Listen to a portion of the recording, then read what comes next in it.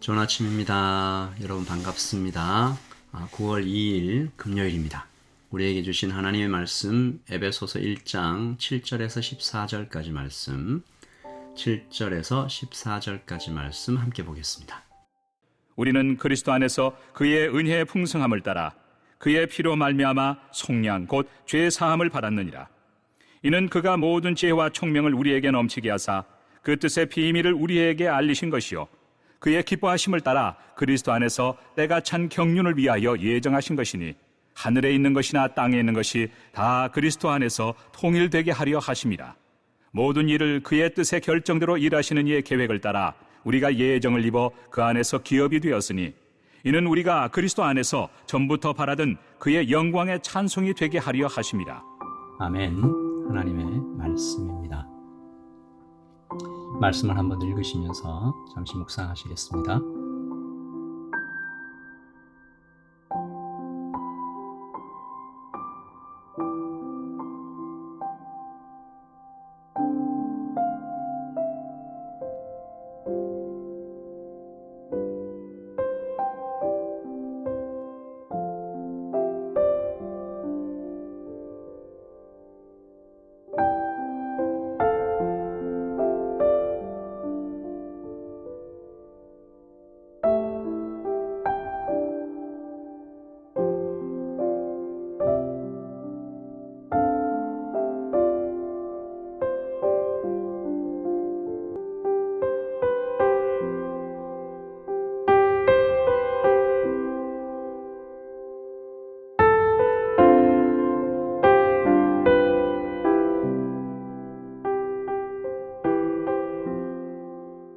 오늘 말씀은 우리는 이렇게 시작하잖아요. 우리는 누구인가?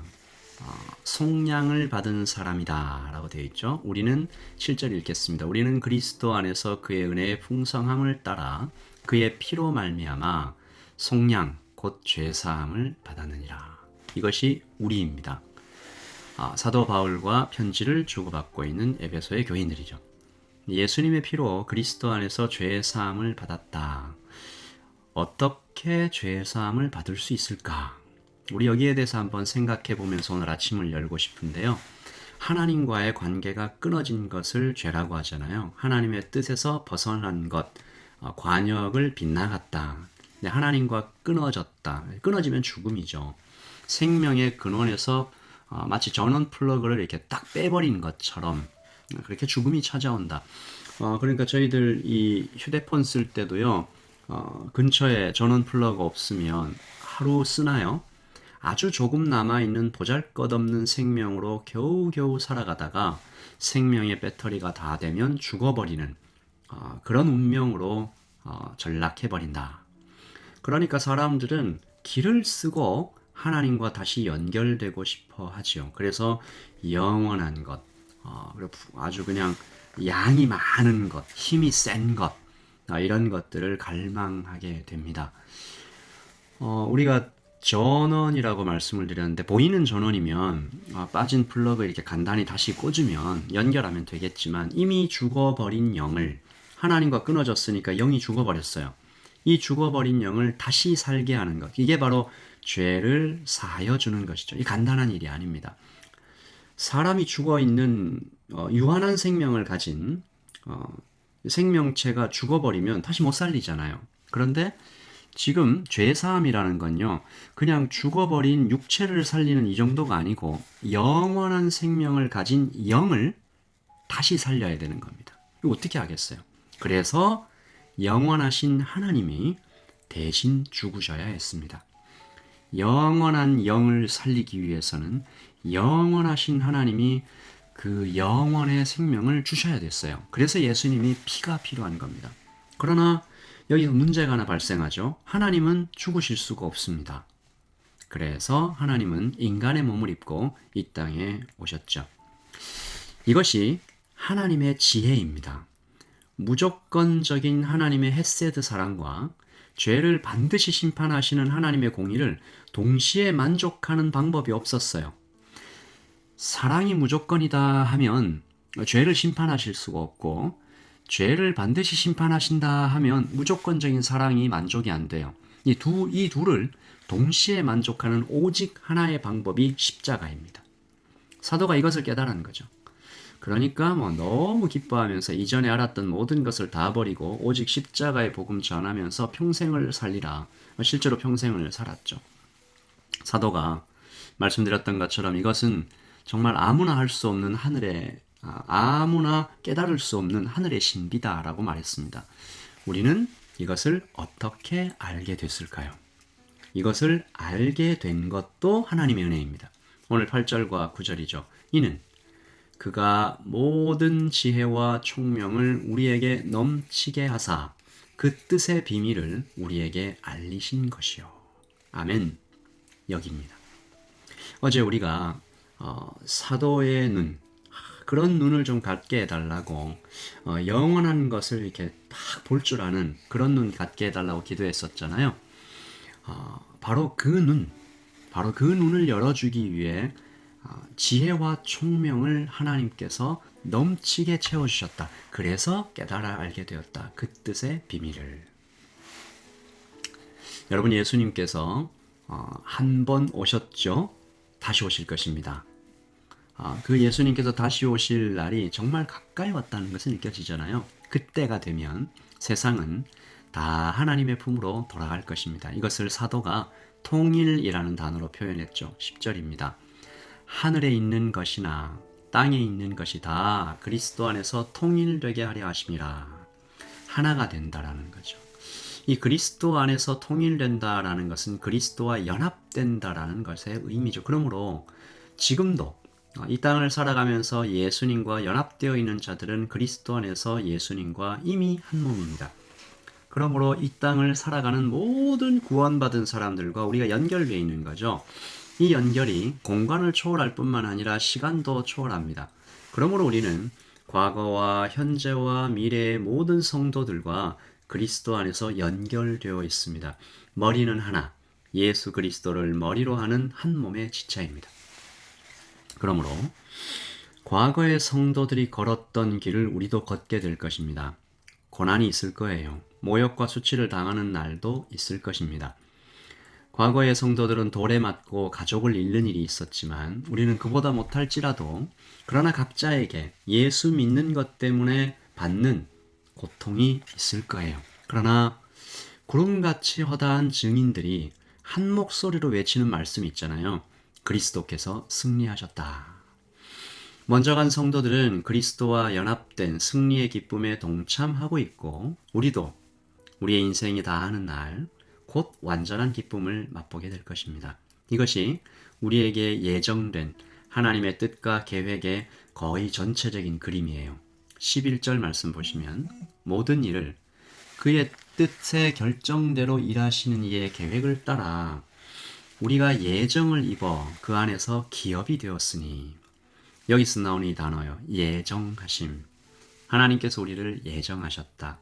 미리 정하셨다. 이것은 하나님께서 시간을 초월해 계시는 분이기 때문에 가능한 거죠. 이 예정의 교리가 정말 어마어마하게 은혜롭고 우리에게 정말 힘이 되는 그런 교리인데 어떤 사람들은 예정의 교리를 게으름과 방탕을 합리화하는 데 사용합니다. 그러면 다 예정되어 있으니까 아무렇게나 살아도 어차피 구원받겠네. 여러분, 이것은 이단의 가르침입니다. 구원파 이단이죠. 그러므로 우리가 이 예정의 교리를 들을 때 우리의 마음을 한번 살펴봐야 됩니다. 여러분, 하나님께서 우리를 구원하기로 예정하셨다. 이 말씀 들을 때 어떤 감정이 일어나요? 감사, 죄송함, 감격, 기쁨. 여러분, 이런 감정들이 일어나는 사람이 구원받은 자입니다. 예수님과 연합되어 있는 자에게 예정의 교리는 이런 감정들을 일으키면서 안전함과 평안으로 인도하시는 거죠. 아직 세상의 때가 우리에게 여전히 묻어 있어요. 죄의 유혹이 시시때때로 덮쳐와요. 그러나 성도는 그가 그리스도 안에 있을 때 이 예정의 교리를 통해서 우리를 안전함과 평안함으로 인도하시는 하나님께 엎드리게 됩니다. 한 청년이 목사님께 질문을 했다고 그래요. 목사님, 저 어제 또 죄 지었어요. 저는 아무래도 구원받지 못한 사람 같아요. 목사님께서 대답합니다.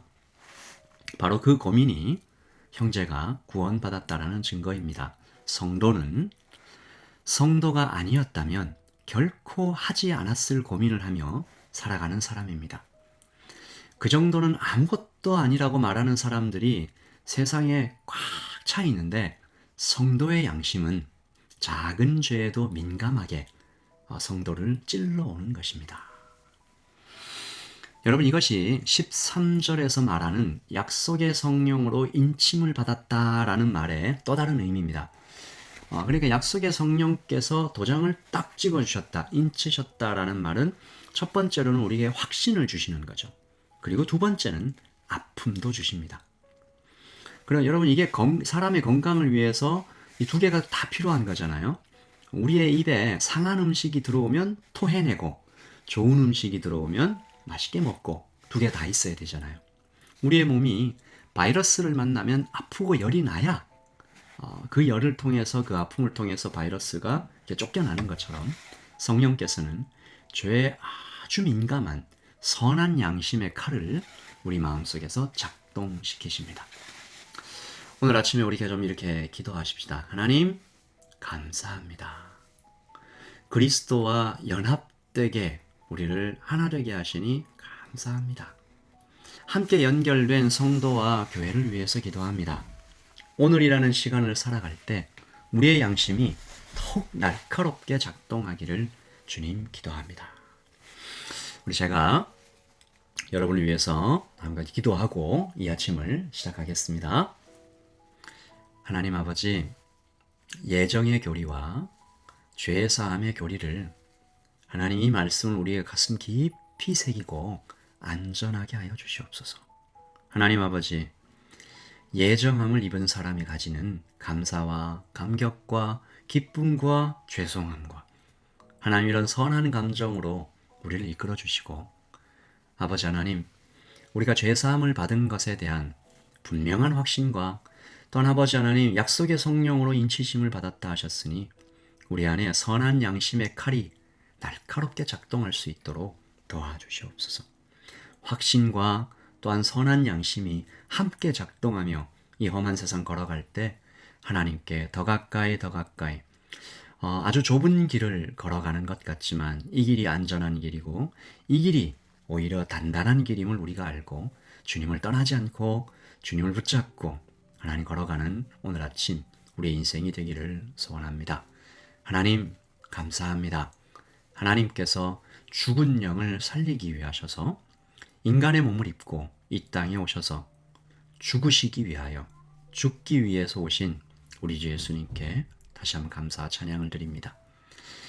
이 아침을 시작하는 라이트처치의 모든 성도들에게 함께 하시고 하나님, 오늘 하루 구원하신 하나님의 은혜와 선한 양심의 칼을 우리에게 작동시키신 하나님의 그 사랑과 확신 주심을 기뻐하며 오늘 하루 시작할 수 있도록 우리 라이트처치 성도들의 모든 삶의 현장에 함께하여 주시옵소서. 감사합니다. 예수님의 이름으로 기도합니다. 아멘. 여러분, 금요일 아침입니다. 오늘 밤에는 7시 반에 우리 참된교회 교육관에서 크라이처치에서 오신 우리 성상현 목사님과 함께 청년들과 함께 예배합니다. 시간이 허락하시는 분들 다 함께 오셔서 함께 예배하면 좋겠고요. 이제 내일 토요일 그리고 주일입니다. 주일을 준비하며 경건하게 마음을 가다듬고 우리 주일 예배에 만나서 또 하나님께 뜨겁게 찬양하며 말씀 듣는 시간 가지기로 해요. 오늘 하루 행복하시길 바랍니다. 샬롬.